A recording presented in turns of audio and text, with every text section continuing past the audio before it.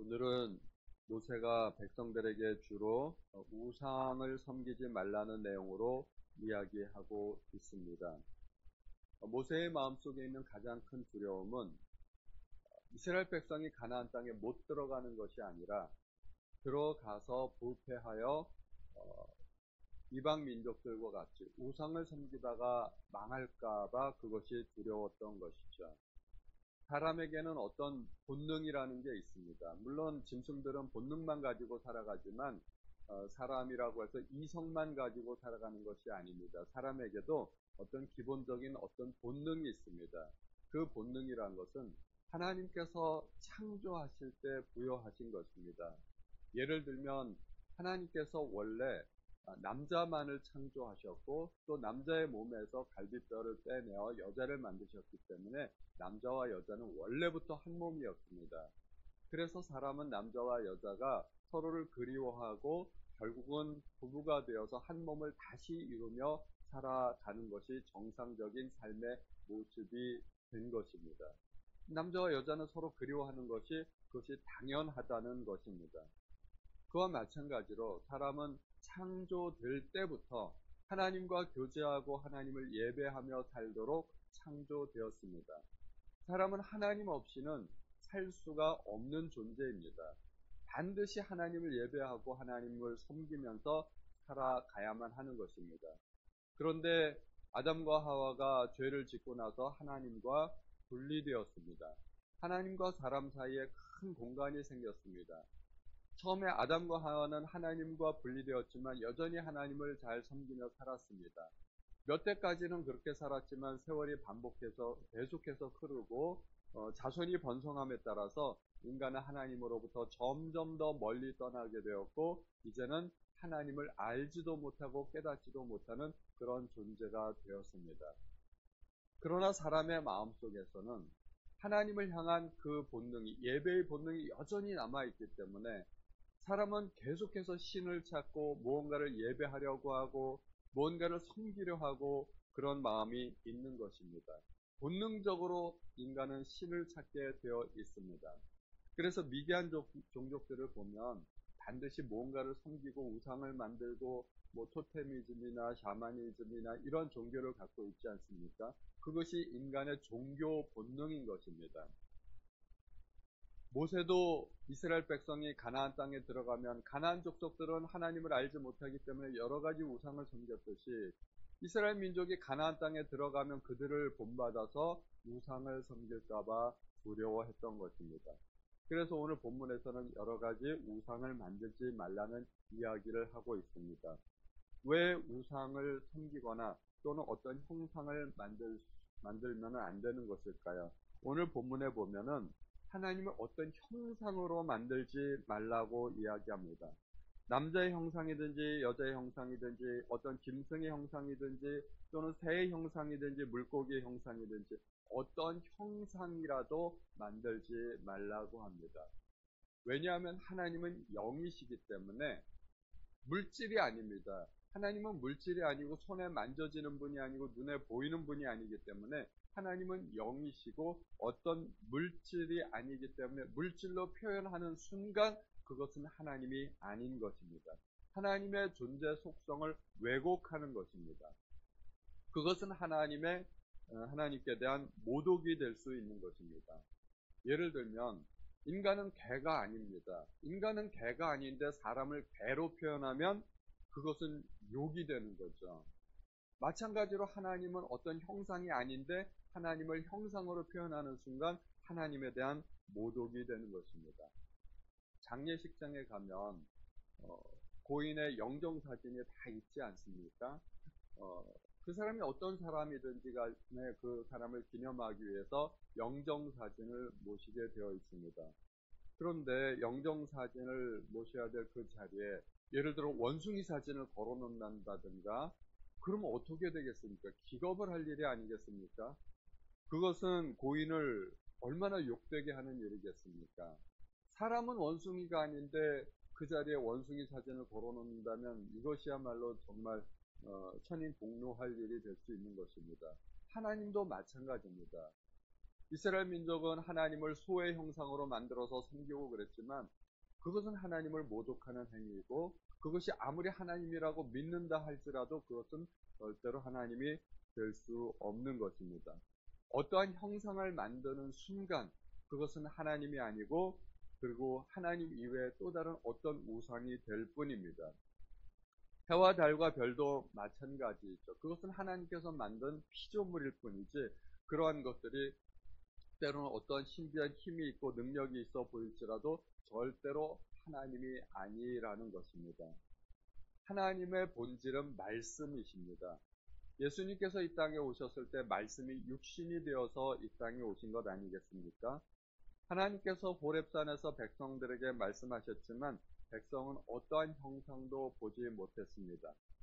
백성들은 하나님의 말씀을 들었을 뿐이고 그 말씀의 실체가 곧 하나님이었습니다. 말씀이 곧 하나님이셨습니다. 제가 어떤 말을 하면 그 말은 어떤 힘을 갖고 권위를 갖게 됩니다. 왕이 말을 하면 그것은 왕명이라 하여서 특별한 권위를 갖게 됩니다.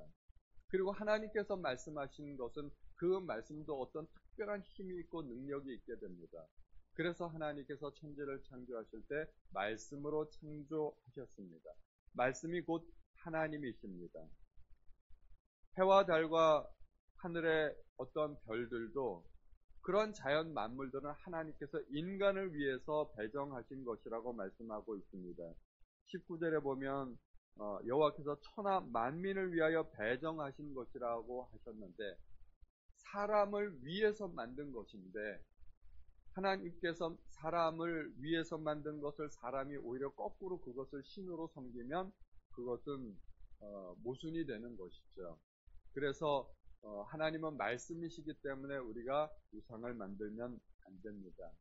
또 우상을 만들어서 섬기면 안 되는 이유 중에 하나가 하나님께서 창조하신 모든 피조물들 중에 유일하게 하나님의 형상으로 만든 것이 있습니다.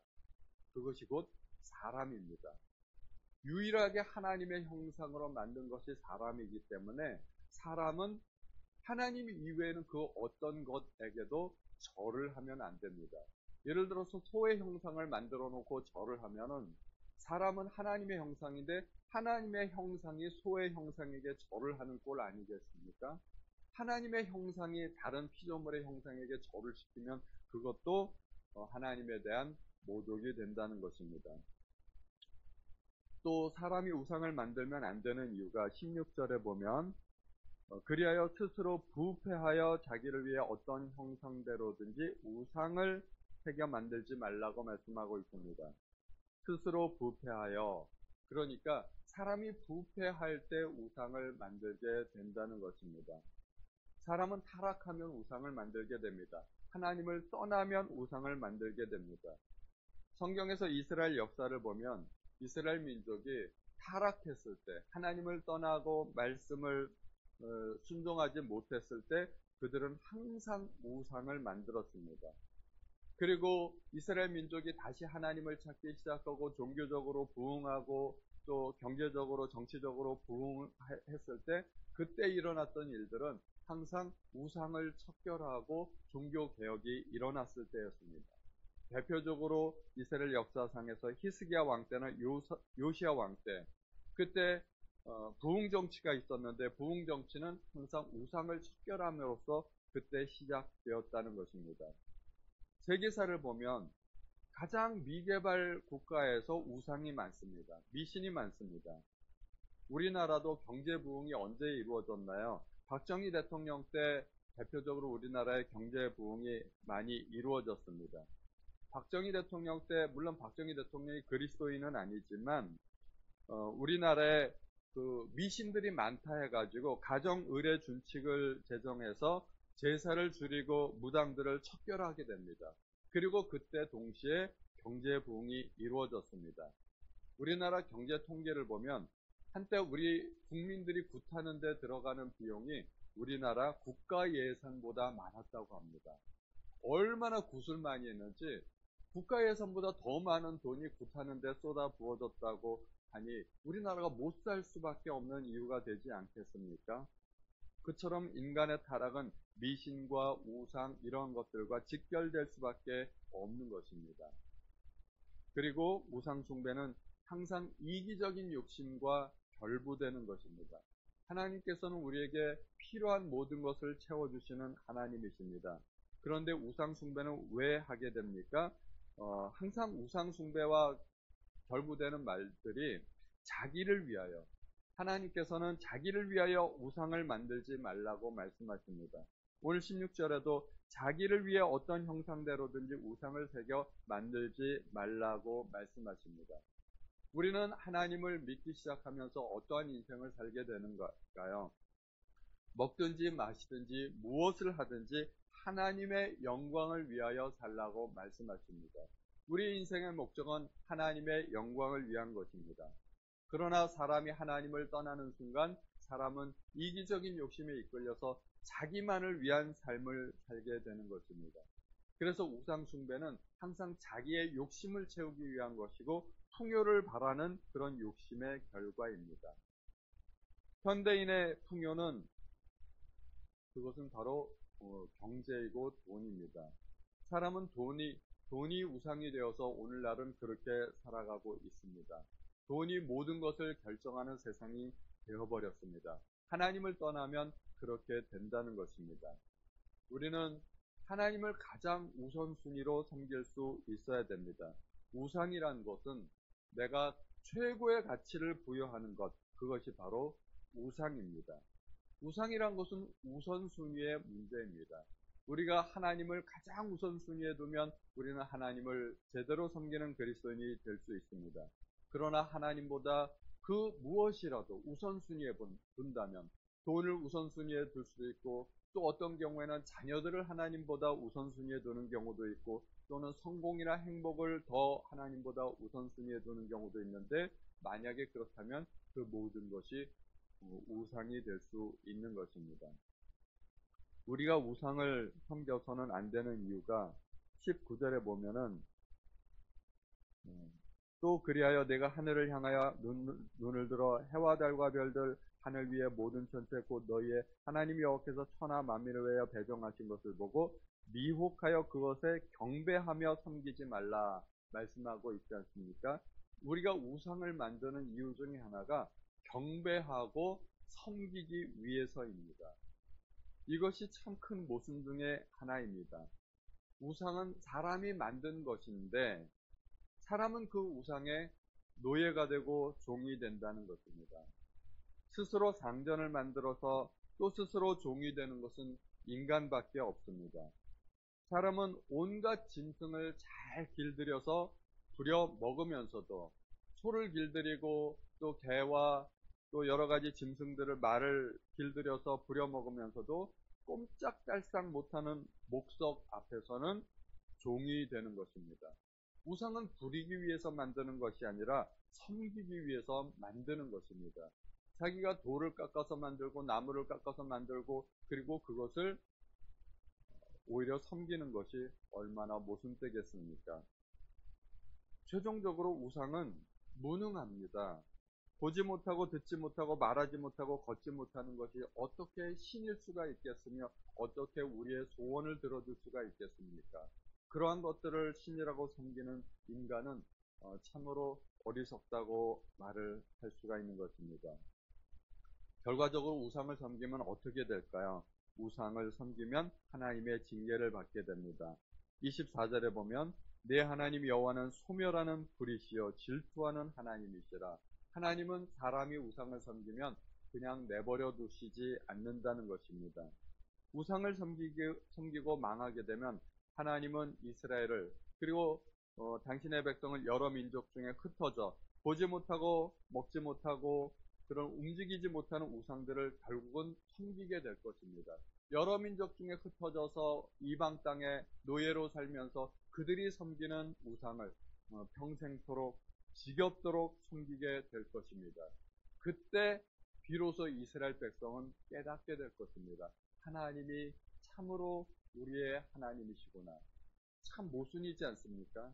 하나님을 섬기라고 하나님께서 젖과 꿀이 흐르는 땅을 주셨을 때 그들은 우상을 섬기게 되고, 또 우상을 섬기다가 포로가 되어서 여러 이방 민족에 흩어져 가지고 정말 지겹도록 우상을 섬기게 될 때 그때 비로소 하나님을 깨닫게 된다는 것입니다. 사람은 정말 소중한 것을 잃어버려 보기 전까지는 그것의 소중함을 알지 못합니다. 가족이 소중하고 건강이 소중하고 젊음이 소중하고 그런데 사람들은 그 소중한 것이 나에게 있을 때는 잘 알지 못합니다. 사람들이 돈 하다가 정말 중요한 것들을 잃어버려 보게 되면 돈이 전부가 아니구나 하는 것을 알게 됩니다. 사랑하는 가족을 떠나보내면 그때서야 가족이 소중하다는 것을 알게 되고 형제가 그렇지 않습니까? 아버지 곁에 있었을 때는 아버지 옆에 있는 것이 얼마나 풍요롭고 아버지가 나에게 얼마나 소중한 분인지를 알지 못했습니다. 그러나 아버지를 떠나보니까 그때서야 비로소 아버지가 나에게 소중한 분이구나 하는 것을 알게 되는 것입니다. 우리가 하나님을 이렇게 열심히 잘 섬기고 하나님께 예배할 때는 하나님께서 나의 인생에 얼마나 소중한 분이고 하나님이 나의 인생의 전부라는 것을 잘 알지 못할 수도 있습니다. 그러나 우리가 하나님을 떠나게 되면 하나님의 징계를 받아보면 하나님이 소중한 분이구나 하는 것을 알게 되는 것입니다. 우리 성도님들은 하나님만을 섬기고 하나님만이 나에게 있어서 가장 소중한 분이신 것을 잊지 않으시는 우리 성도님들 되시기를 예수님의 이름으로 축원드립니다. 하나님 아버지, 오늘도 저희에게 귀한 말씀을 들려주셨습니다. 하나님, 우리는 결코 하나님보다 더 소중한 것, 더 소중한 그 어떤 것도 섬기지 않도록 아버지 도와주옵소서. 하나님만이 나의 인생에 가장 소중한 분이시고 나의 우선순위에 가장 첫자리에 모실 분이라는 것을 잊지 않도록 도와주옵소서. 오늘도 말씀을 주신 하나님 앞에 감사드리며 우리 주 예수님의 이름으로 기도하였습니다. 아멘.